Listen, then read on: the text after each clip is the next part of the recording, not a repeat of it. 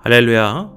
전능하신 주님 앞에 예배함으로 나오시는 예림의 모든 성도님들 되시기를 주님의 이름으로 축복합니다.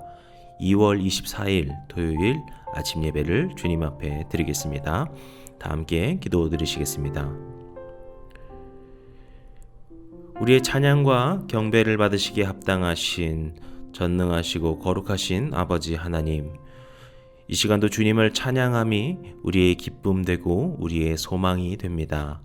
오직 주님 한 분만을 바라보게 하시고 주님께 찬양을 드림으로 우리의 삶의 기쁨이 또 주님께서 주시는 은혜가 충만히 넘치는 모든 시간이 되도록 도와주시옵소서. 오늘 오직 주님 한 분만을 의뢰하기 원합니다. 우리의 마음과 생각이 오직 주님께만 집중할 수 있도록 주님 도와주시옵소서. 모든 말씀 예수님의 이름으로 기도드렸습니다. 아멘.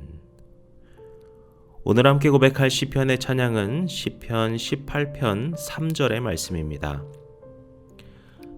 내가 찬송받으실 여호와께 아뢰리니 내 원수들에게서 구원을 얻으리로다. 아멘. 오늘 우리에게 주시는 하나님의 말씀은 마가복음 6장 14절에서 29절까지의 말씀입니다. 이에 예수의 이름이 드러난지라 헤롯 왕이 듣고 이르되 이는 세례 요한이 죽은 자 가운데서 살아났도다. 그러므로 이런 능력이 그 속에서 일어나느니라 하고, 어떤 이는 그가 엘리야라 하고 또 어떤 이는 그가 선지자니 옛 선지자 중에 하나와 같다 하되, 헤롯은 듣고 이르되 내가 목벤 요한 그가 살아났다 하더라. 전에 헤롯이 자기 동생 빌립의 아내 헤로디아에게 장가 등거로 이 여자를 위하여 사람을 보내어 요한을 잡아 옥에 가두었으니, 이는 요한이 헤롯에게 말하되 동생의 아내를 취한 것이 옳지 않다 하였음이라. 헤로디아가 요한을 원수로 여겨 죽이고자 하였으되 하지 못한 것은 헤롯이 요한을 의롭고 거룩한 사람으로 알고 두려워하여 보호하며 또 그의 말을 들을 때 크게 번민을 하면서도 달갑게 들음이러라. 마침 기회가 좋은 날이 왔으니 곧 헤롯이 자기 생일에 대신들과 천부장들과 갈릴리의 귀인들로 더불어 잔치할세. 헤로디아의 딸이 친히 들어와 춤을 추어 헤롯과 그와 함께 앉은 자들을 기쁘게 한지라. 왕이 그 소녀에게 이르되 무엇이든지 내가 원하는 것을 내게 구하라 내가 주리라 하고, 또 맹세하기를 무엇이든지 내가 내게 구하면 내 나라의 절반까지라도 주리라 하거늘. 그가 나가서 그 어머니에게 말하되 내가 무엇을 구하리이까?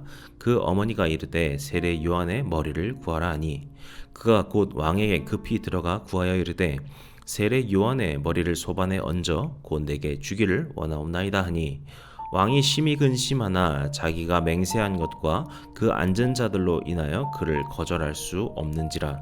왕이 곧 시위병 하나를 보내어 요한의 머리를 가져오라 명하니, 그 사람이 나가 옥에서 요한을 목베어 그 머리를 소반에 얹어다가 소녀에게 주니, 소녀가 이것을 그 어머니에게 주니라. 요한의 제자들이 듣고 와서 시체를 가져다가 장사하니라. 아멘. 오늘 우리가 함께 나눌 말씀은 제목에서 알 수 있듯이, 그리고 우리가 말씀을 쭉 보면서 아실 수 있듯이 세례 요한의 죽음에 관한 이야기입니다. 그리고 마가복음은, 이것은 마가복음뿐만 아니라 마태복음에도 기록이 되어 있는데, 마가는 이 세례 요한이 이미 죽은 상황을 두고 헤롯이 그 세례 요한을 죽였던 일에 대해 떠올리는 방식으로 이 상황을 설명하고 있습니다. 이런 이런 표현이 참 재밌다라고 생각이 드는데요. 이러한 방식은 어쩌면 헤롯의 심리 상태를 더욱더 잘 표현하기 위함이 아닌가 생각이 듭니다. 오늘 말씀에서 보시면은 14절에 예수의 이름이 드러났다라고 설명하는데요. 이것은 예수님의 이름이 이제 이스라엘 곳곳에 알려지기 시작했다라는 것을 말합니다. 그리고 이제 예수님의 그 이름과 그 예수님의 그 행하신 일들이 헤롯에게까지 전해졌다는 것을 또한 말하기도 하죠. 그런데 그러자 이 헤롯의 반응이 어떠합니까? 14절에서 세례 요한이 죽은 자 가운데서 살아났도다 라고 말을 하고 있죠. 여기서 우리가 무엇을 알 수 있습니까? 헤롯이 세례 요한을 생각할 때마다 매우 불안해하고 있더라라는 거예요. 그것을 계속 마음에 두고 있었던 것이죠. 그래서 그 이후에 나오는 세례 요한이 죽게 된 그 사건은 어쩌면 헤롯의 머릿속에 계속해서 맴도는 일로서 그것을 설명한 것이 아닌가 생각이 됩니다. 헤롯은 너무나도 불안해하고 있습니다. 왜냐하면 그가 세례 요한을 부당하게 죽였기 때문이죠. 그리고 그 부당함이라고 하는 것은 결국에 헤롯의 죄를 말을 합니다. 물론 그는 원치 않았다라고 할 수 있겠지만 결국에 그는 그 모든 결정권을 가지고서 세례 요한을 죽이기까지 하였습니다. 그것이 그의 마음의 짐으로 남더라도 이것은 그의 죄였던 것이죠. 그리고 그는 그 죄의 번민으로부터 벗어나지 못했음을 알 수 있습니다. 우리가 죄를 짓고 산다라고 할 때 그것을 혹 잘못 생각하면은 자유롭게 산다라고 오해하는 경우가 있습니다.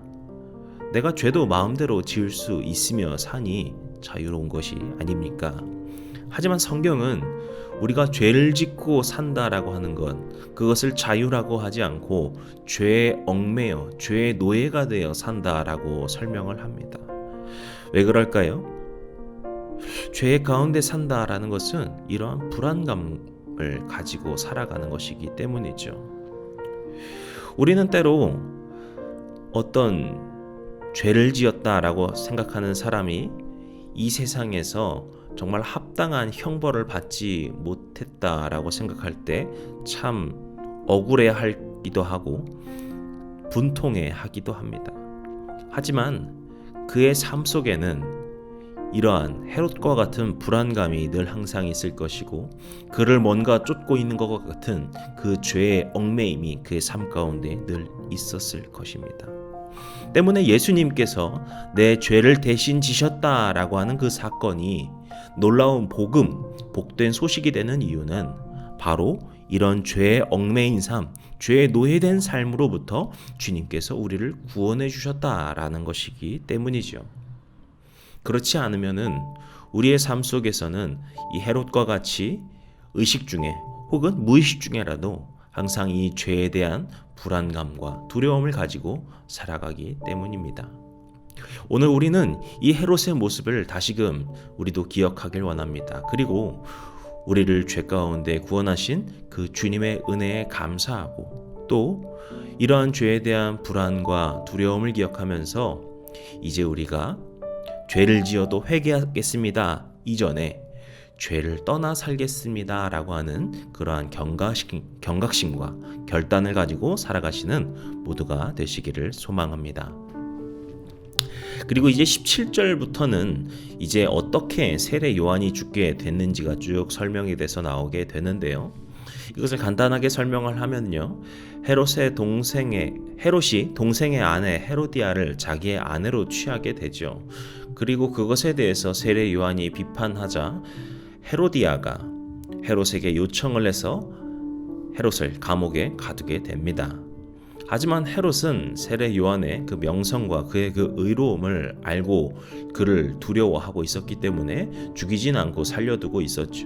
그런데 어느 날 헤롯의 생일 잔치 때 헤로디아의 딸이 춤을 추며 헤롯과 그 잔치의 사람들을 기쁘게 합니다. 그러자 헤롯이 기뻐서 그녀에게 원하는 것을 말하라고 하게 되는데 그러자 헤로디아의 딸이 엄마와 그 어머니와 상의를 하고서 세례 요한의 머리를 구하라라고 하는 그 어머니의 말을 듣고 그것을 요구하게 되죠.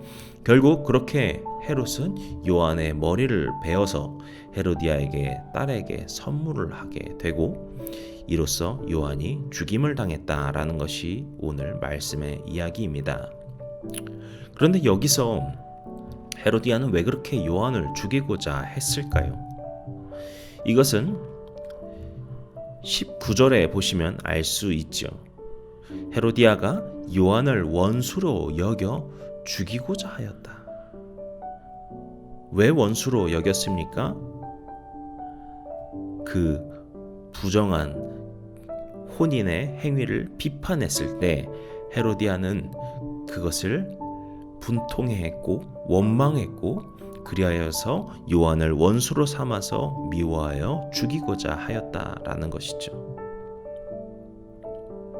그런데 우리는 이들의 모습을 볼 때, 이 헤롯도 그렇지만 특히나 이 헤로디아의 모습을 볼 때 자기의 죄를 덮거나 혹은 그것에 대해서 눈을 돌리려 하다가 오히려 죄를 더 키우는 모습을 볼 수 있습니다. 이들이 요한에게서 지적을 당한 그것에 대한 비판을 듣게 된 이유는 무엇입니까? 결국에 그들의 일그러진 관계에 그 죄된 일부터가 시작이었죠. 결국에 이 모든 일은 그들의 죄로부터 시작되었습니다. 하지만 이 죄를 덮고 싶었고 그 죄로부터 외면하고 싶었고 그 죄를 피하고 싶었는데 그것을 의롭게 전하는 세례요한의 목소리에 회개하는 것이 아니라 오히려 앙심을 품게 되면서 끝내 요한을 죽이기까지 하는 더 큰 죄로 범하게 되는 것이죠. 결국에 그들의 죄의 시작이 그 죄로부터 외면을 하게 되었을 때 더 큰 죄를 만들게 되었고, 이들이 만약에 이 죄로부터 다시금 눈을 돌리고 외면한다면 더욱더 큰 죄를 짓게 될 것입니다. 우리가 출애굽기를 보게 되면은 바로는 10가지 재앙이 임했을 때 계속해서 자신의 말을 번복합니다. 내가 너희들을 풀어주겠다 했다가 재앙이 끝나니까 안 풀어주겠다. 이스라엘 백성들 너희들을 풀어주겠다라고 했다가 재앙이 끝나면은 다시 그 말을 번복하고 그것을 반복하게 되죠. 그런데 그 반복의 결과가 무엇입니까? 결국 그렇게 해서 바로가 원하는 것을 쟁취하게 되는 것입니까? 아닙니다. 계속해서 끊임없는 재앙을 겪고서 마지막 10번째 재앙을 통하여서 그의 장자까지 죽임을 당하게 되고 나자 그가 이스라엘 백성들을 풀어주게 되죠.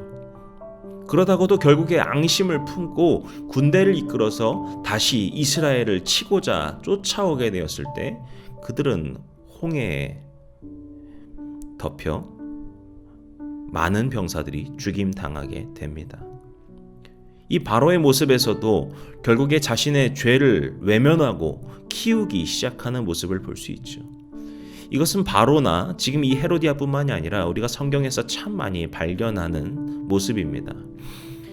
우리는 이 점에서 기억해야 합니다. 우리가 이 죄로부터 눈을 돌린다는 것, 죄를 외면한다는 것, 하나님께 회개하기를 거부한다는 것, 내가 이 죄와 마주하기를 피한다는 것은 그 죄가 사라지는 것이 아니고 결국에 하나님 앞에 그 죄된 모습이 더욱더 키워질 수 있다라는 것이지요.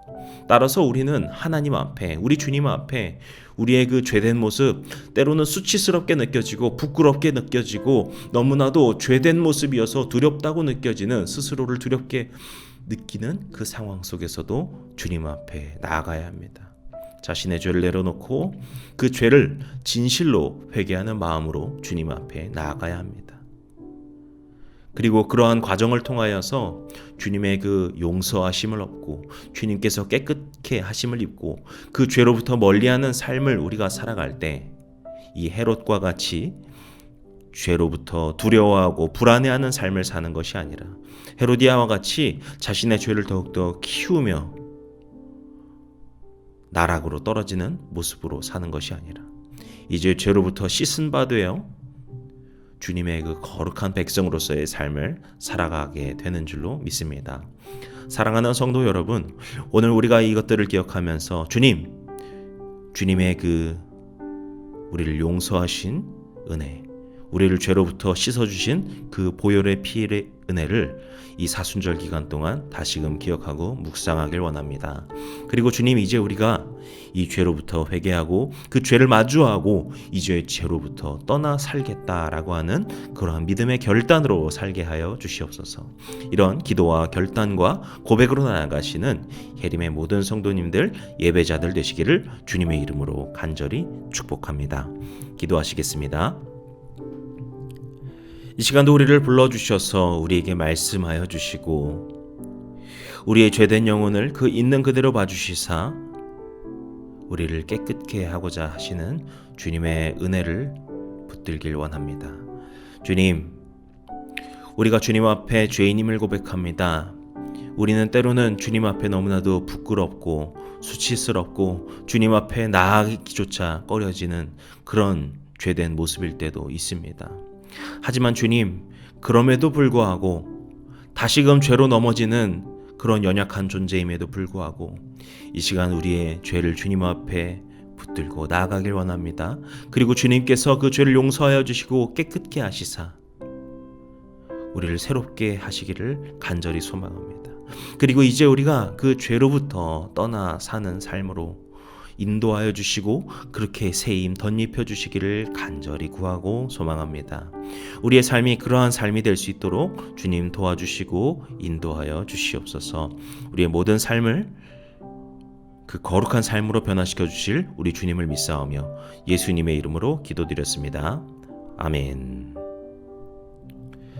이제 우리 주기도문 함께 드리시고 오늘 예배를 마치도록 하겠습니다. 하늘에 계신 우리 아버지여, 이름이 거룩히 여김을 받으시오며 나라의 임하옵시며 뜻이 하늘에서 이룬 것 같이 땅에서도 이루어지이다. 오늘날 우리에게 일용할 양식을 주옵시고 우리가 우리에게 죄진 자를 사하여 준 것 같이 우리 죄를 사하여 주옵시고 우리를 시험에 들게 하지 마옵시고 다만 악에서 구하옵소서. 나라와 권세와 영광이 아버지께 영원히 있사옵나이다. 아멘.